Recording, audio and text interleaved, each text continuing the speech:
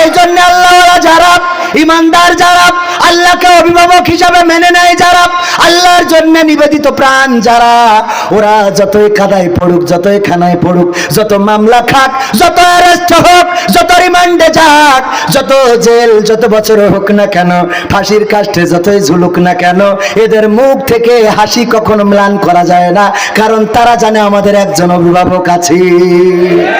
ঠিক না বেঠে? আমরা সেই অভিভাবক চাই না? আল্লাহ যদি আমাদের অভিভাবক হয় তাহলে কেমন উপকার হবে। ইব্রাহিম আলাইহিস সালামের যখন আগুনে ফেলবে, নিজের পিতা ওই চড়ক গাছ, এখনকার সময় ক্রেন চেনেন কিনা, ক্রেন দিয়ে মালামাল উঠায়, উপরে নামায়, নিচে নামায়, নিচে উঠায়, এই উপরে উঠায়, নিচে নামায়, এই কাজগুলো করে। এই চড়ক গাছ সেই সময়, এখনকার ক্রেন তখনকার চড়ক গাছ। এই চড়ক গাছ নিজের বাবা জোর টেনেছিল।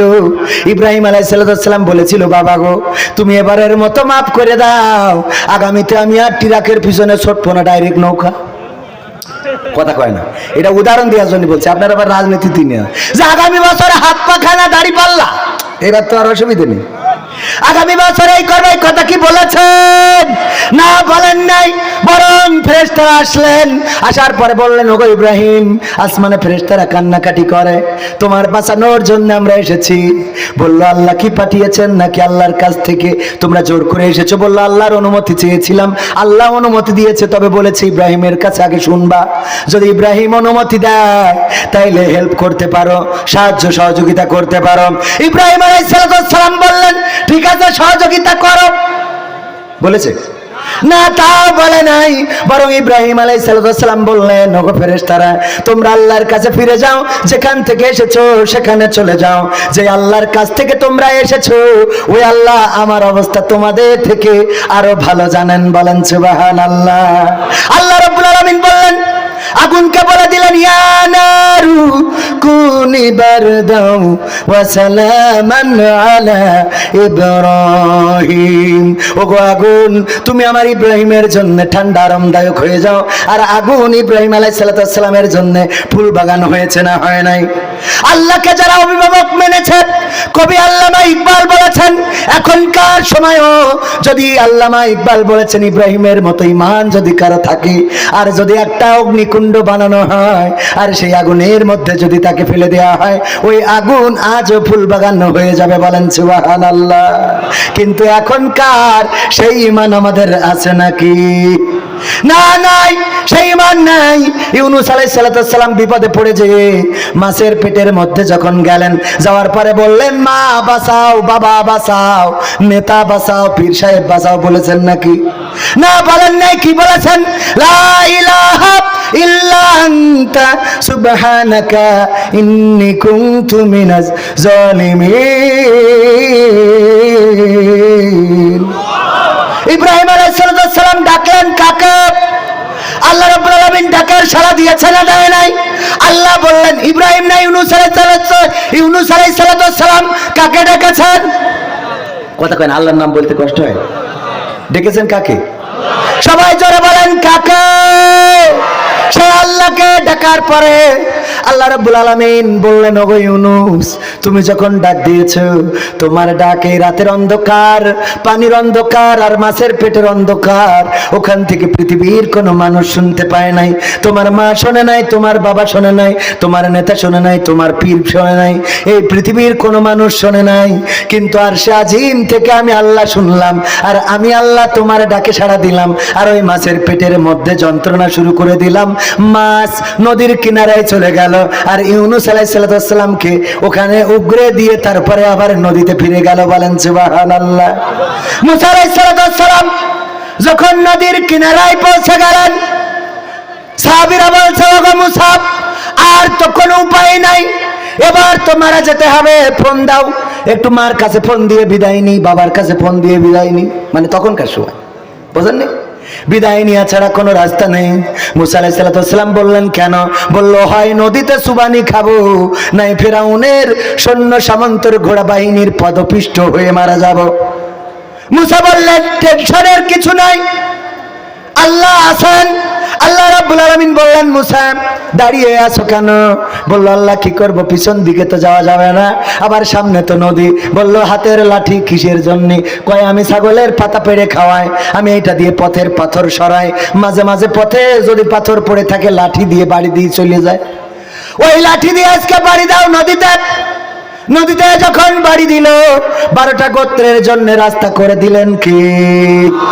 কে রাস্তা করেছেন? ওই রাস্তা দিয়ে মুসা আলাইহিস সালামের দলবল 12টা কওম পার হয়ে গেল। আর ফিরাউন এসে বলল, এই রাস্তা আমার স্বপ্ন ছিল, সুতরাং টেনশনের কিছু নেই, সবাই ঢুকে পড়ো। আর মাঝ বরাবর যাওয়ার পরে আল্লাহ রাব্বুল আলামিন বললেন, কুন ফায়াকুন, কে একত্রিত হও, আর ফায়াকুন হয়ে গেল। হয়ে যাওয়ার পরে ফিরাউন নাকানি সুবানি খেয়েছে না খায় নাই? খেয়েছে। ভাইরা আমার, আখেরি জামানার পয়গম্বর নবী মুহাম্মদ সাল্লাল্লাহু আলাইহি ওয়াসাল্লাম হিজরত করার পরে সাওর পর্বতের গুহায় যখন পালিয়েছেন, ছোট্ট একটা গর্ত, এমন একটা গর্ত যেখানে কাফেরেরা ওই পায়ের দাগ দেখে দেখে চলে গেল।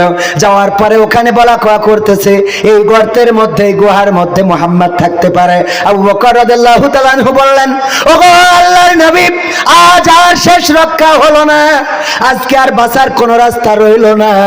আল্লাহর নবী বললেন, আসলেই তাই। এই বলেছেন। আল্লাহর রাসূল বললেন, আবু বকর ভয় পাও কেন? আবু বকর বলল, আমরা তো দুইজন, আর তারা সংখ্যায় অনেক বেশি। আল্লাহর নবী বললেন, ও আবু বকর, আমরা দুইজন নয়, আমাদের সাথে তৃতীয় আর একজন রয়েছেন, তিনি হলেন গোটা বিশ্ব জাহানের পালন কর্তা, আমাদের রিজিক দাতা, আমাদের স্রষ্টা, আমাদের পালন কর্তা আল্লাহ রাব্বুল আলামিন সেখানে হেফাজত করেছে না করে নাই? কেমন করে হেফাজত করলেন? ওরা নিচের দিকে তাকাইলো না, একজন আর একজনের সাথে বলা কওয়া করছে, এখানে যদি মুহাম্মদ থাকে তাইলে মাকড়সাই কেমন করে জাল বাঁধবে বলো? এখানে যদি মুহাম্মদ থাকতো তাইলে কবুতর উড়ে যেত, এখানে ওদের বাসা থাকতো না। এই জন্য যেই কবুতর আল্লাহর রাসূলকে এইভাবে রক্ষা করেছিল, সেই কবুতর যারা মক্কায় মদিনায় যান, আছে না নাই? ওখানে কবুতর ধরে খায় নাকি? কথা কয় না, খায়। কবুতর চত্বর বলে একটা চত্বর আছে, সৌদি আরবের লোক জানে না কবুতর চত্বর কি, কিন্তু বাঙালিরা জানে, ঠিক না বেঠিক? নাম দেবে বাঙালিরা, কবুতররা তো কবুতরই চেনে না। এই কবুতর চত্বর, ওখানেই হোটেল দেয়, ওখানে কবুতর থাকে, খায়। এই কবুতর গুলোর কদর আছে না নাই?